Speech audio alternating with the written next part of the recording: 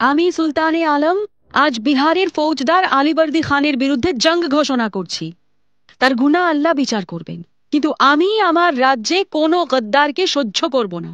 আপনারা যারা মনে করেন বাংলার নবাবী তাদের নিজেদের ঘর বাড়ি, তারা আমার সাথ দিন। আজ থেকে এই নবাবী কোনো নেমক হারামকে রেয়াত করবে না। হর এক ঘরে গিয়ে খোঁজ করা হবে। বাইরের লড়াই কঠিন, তা আমাদেরই লড়তে হবে, কিন্তু ঘরের অন্দরে ফাঁক রেখে লড়া যায় না। যারা আমার সাথে সহমত তারা তাদের তলোয়ার ওঠান। নিজের ঘর বাঁচানোর ওয়াক্ত এসে গেছে। দীর্ঘ বক্তৃতা শেষ করলেন সরফরাজ খান। তার কথার শেষে এক বিভৎস ঝনঝনি শোনা গেল সভার মধ্যে। ইস্পাতে ইস্পাতে ঠোকাঠুকি লাগছে, ঝালরের আলোয় চকচক করে উঠছে ফলা। এই দৃশ্য দেখে কেউ মনে করবে সভার সবাই এক কাট্টা। সরফরাজ খানও তাই মনে করলেন। বেশ তৃপ্ত হয়ে দাঁড়িতে হাত বোলালেন তিনি।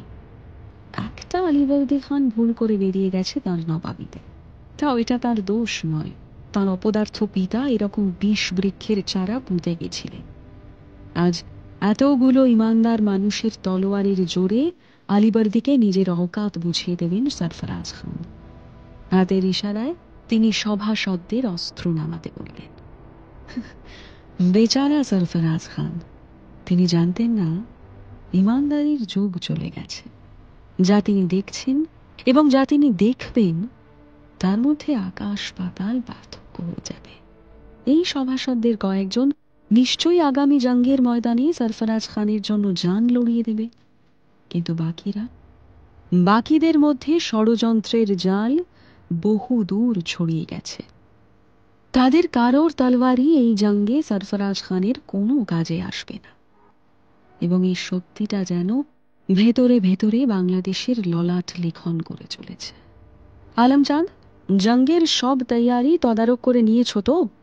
সভাসদদের সেদিনকার মতো বিদায় দিয়ে একান্তে কয়েকজনকে নিয়ে বসেছেন সরফে ফতেহ চাঁদকে হঠাৎ এই প্রশ্ন করলেন সরফরাজ খান।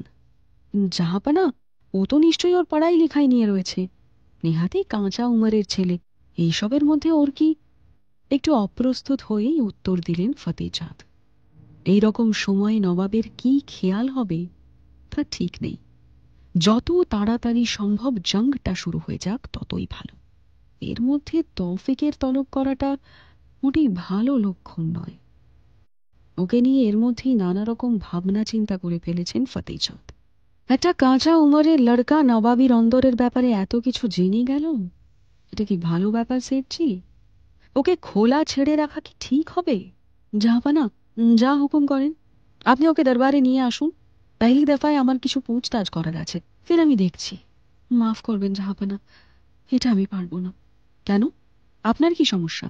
নাইম সাহেব খুব সাচ্চা ইনসান আছেন জাহাপানা, আমি ওনাকে আমার বড় ভাইয়ের মতো দেখি।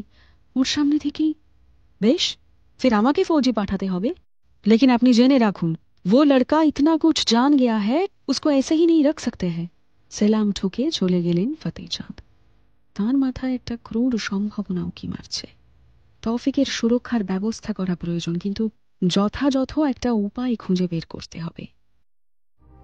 সরফরাজ খানের সভার দিন দিনের মধ্যে জঙ্গের জন্য নবাবী ফৌজ রওনা দিল। এই যুদ্ধযাত্রার পথেই প্রথম ধাক্কাটা খেলেন নবাব সরফরাজ খান। বিহারের দিকে খানিকটা এগিয়ে যাওয়ার পর চর মারফত খবর এলো আলীবর্দী খান নাকি তার সৈন্য নিয়ে উল্টো দিক থেকে আক্রমণ করছে। তাদের যা অবস্থান তাতে খুব সহজেই মুর্শিদাবাদ দখল করে নেবে। রাজধানী শহর এখন সম্পূর্ণ অরক্ষিত। জাহাপানা, এরকম তো হওয়ার কথা ছিল না। আন্দারের খবর না জানলে তো আলীবর্দীর ফৌজের উল্টো দিকে আসার কথাই নয়। হাজি লুফতুল্লাহ ঘোড়া ছুটিয়ে চলেছেন সরফরাজ খানের পাশে। খানিকটা দূরে রয়েছেন আলমচাঁদ। বিপর্যস্ত হয়ে পড়েছেন। এই আঘাত সামলাতে পারা সহজ কথা নয়। গদ্দারির সম্ভাবনা তাকে আরো অশান্ত করে তুলেছে। ষড়যন্ত্রের জাল যে আদৌ পাতলা নয়, এইবার সেই সত্যিটা বুঝতে পারছেন নবাবে আলম সরফরাজ খান। সির্ফ বই নেই, আলীবর্দীর ফৌজ নিশ্চয়ই মুর্শিদাবাদের কাছাকাছি কোথাও ছিল, না হলে এত তাড়াতাড়ি। লুফতুল্লাহ যথার্থই নবাব ভক্ত, কিন্তু এই পরিস্থিতিতে এত কথা বলা ঠিক হচ্ছিল না তার। নবাব কোনো উত্তর দিলেন না, শুধু একবার তাকালেন লুফতুল্লার দিকে। তার চোখ দিয়ে যেন আগুন ঝরছে, অথবা সাধের নবাবির অন্ত দেখতে পেয়েছেন সরফরাজ খান। দিমাগ আর স্থির নেই তার। গঙ্গা নদীর তীরে গিরিয়ার প্রান্তরে দেখা হলো দুই আগুয়ান ফৌজের।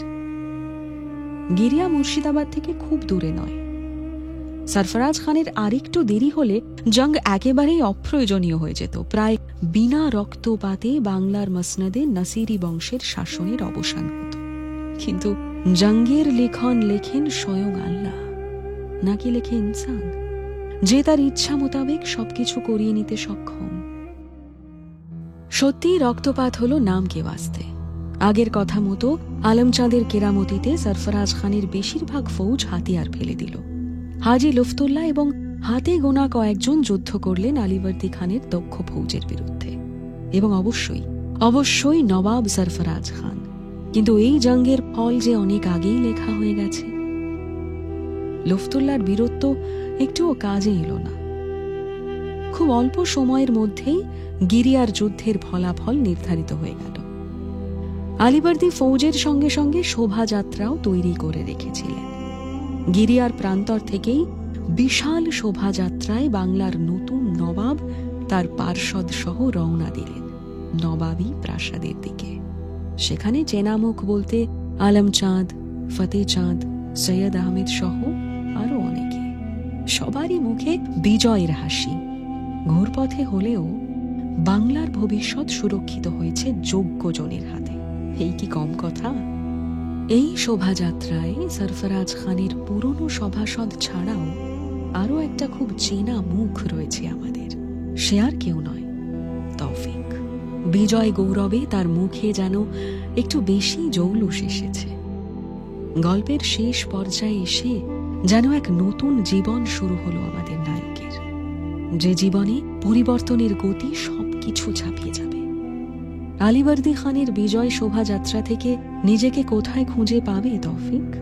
নাইম সাহেবের সতর্কতাগুলো কি আর দৈববাণীর মতো কানে বাজছে না তার? তৌফিকের এই অদ্ভুত চড়াই উতরাইয়ের যাত্রার শেষ কোথায়?